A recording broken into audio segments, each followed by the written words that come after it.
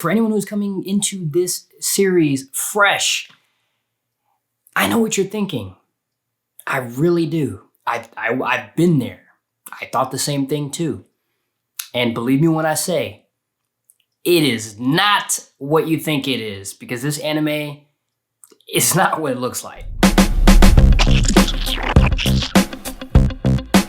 What's up guys, Josh Perez back here. Welcome back to the channel. If you're new here, do not forget to hit the subscribe button, hit the notification bell too so you know when I upload more videos. And now on with the show.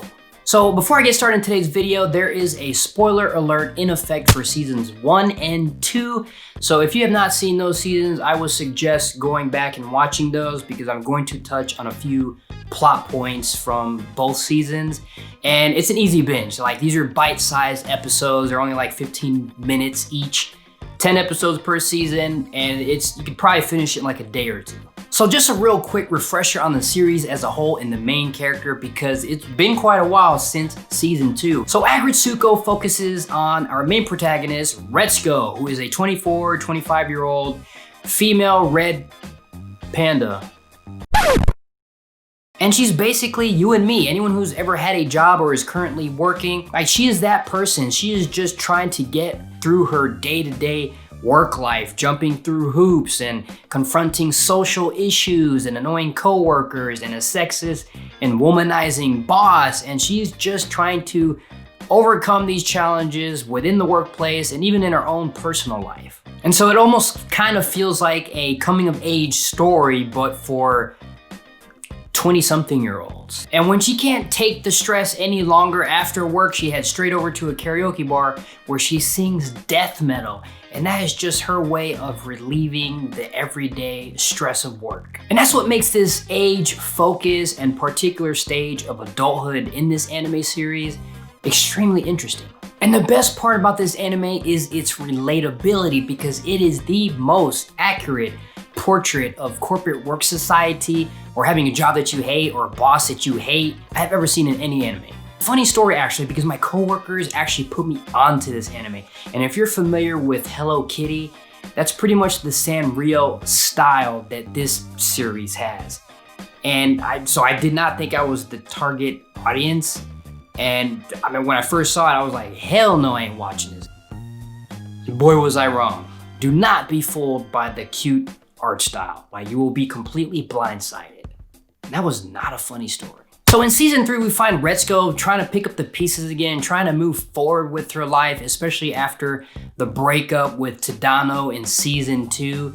And at the start of this season, we see her just burying her emotions, playing VR games or a specific VR virtual boyfriend that's a unicorn. He's a unicorn.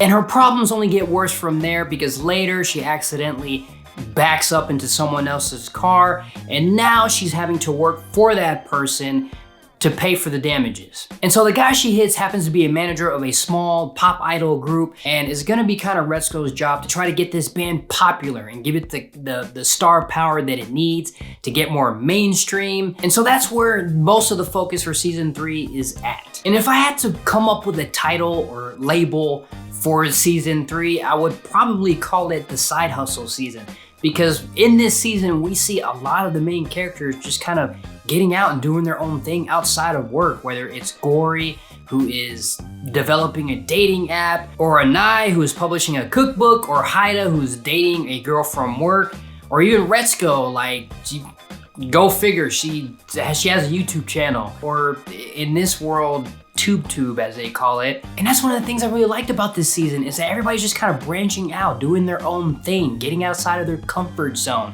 and just doing something outside of work we wouldn't normally see them do. And this season only develops Aggretsuko's character even further, and even the relationship between some of the characters we see grow a little bit more in this season. And we see Aggretsuko taking charge this season. We see her taking more initiative and putting herself in a leadership type of role. And it's something we've never seen in this series up until now. And it's kind of refreshing to see this small amount of empowerment from Aggretsuko because it's not something we've seen before in seasons 1 or 2. Like, we spent most of the time seeing her being swallowed up by corporate expectations and just her stressing every single day and just not knowing where she's gonna be tomorrow. And in season 3, she breaks from the ice a little bit. She's sharing more of herself with other people and her hobbies and some of the things that she likes doing. Another thing I feel many people are going to be familiar with and relate to is being young and being in debt. And that is a reoccurring theme with this season as well. And one of the most memorable things that was said all season and that really resonated with me, and I'm sure is gonna resonate with a lot of people, and it's that a lot of people are working nonstop and wasting their life to pay the debt for living that we're too busy working to live. I just really love how this season just kind of makes you stop for a moment and be like, wow.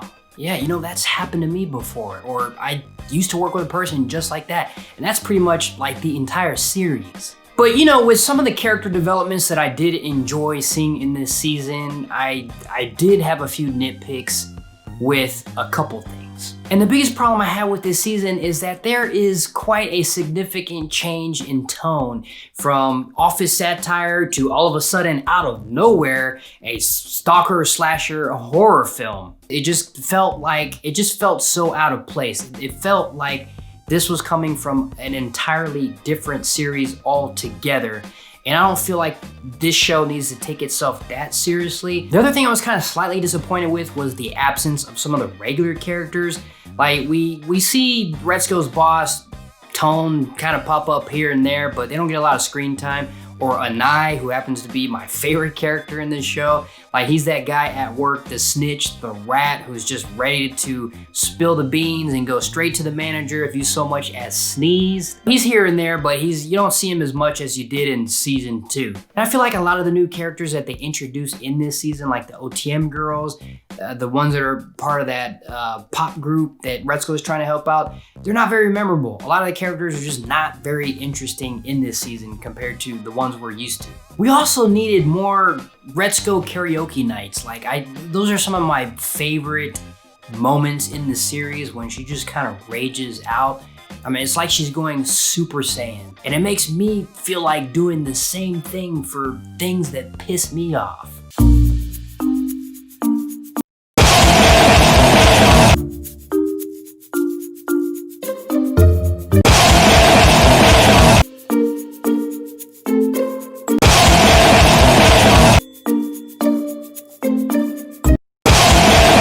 So aside from those issues, overall, this season was great. It pushes the characters further, it puts them into new territory, presents them with new challenges, and it still continues to ask those relatable questions, all while still being super funny. I encourage anyone who has not seen this series yet and doesn't really care for spoilers, and that's why you're here, I highly encourage you to check out the first 2 seasons first.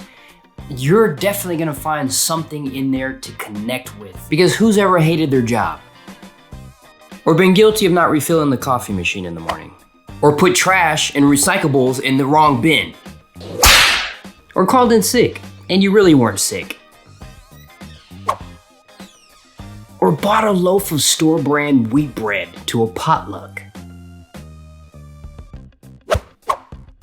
And finally, who has ever hated their boss? Mr. Perez, you're fired! You see that? We've all been that person or know somebody who has. And so you do not want to miss season 3 of Aggretsuko, because I'm going to give it groovy juice. And comment down below if you've seen this series before or you've seen season 3. What'd you think about it? And also let me know down below, what was the first job you ever worked? Mine was your typical cliched McDonald's. A little McDonald's boy flipping burgers and throwing fries into the deep fryer. And it was worst job ever. Except for when you get to just grab chicken nuggets and stuff them in your pocket and then head back to the freezer and just have a little quick meal. And if you enjoyed this video, hit that like button. I will see you guys in the next review. Keep it groovy.